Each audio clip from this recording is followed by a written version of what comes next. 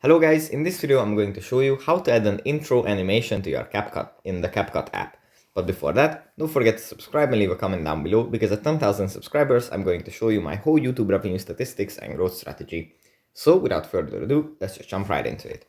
First we have to open up the CapCut app, and here it usually opens up in the home menu, where we have to select a project that we've already started and want to edit. Let's say it's this one. And here in the edit menu, we just tap on a clip that we want to add an animation to. And here in the bottom bar, there is the animation button. If we tap on the animation button, we are going to have multiple options to choose from.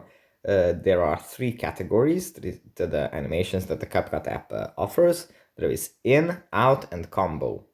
We tap on the in section, and here we can select an animation to be added to the beginning of the clip that we want to edit.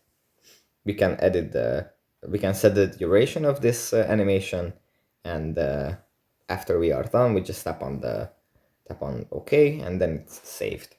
So that's pretty much it for this video. Hope it was helpful for you guys, and I'll see you in the next one. Bye.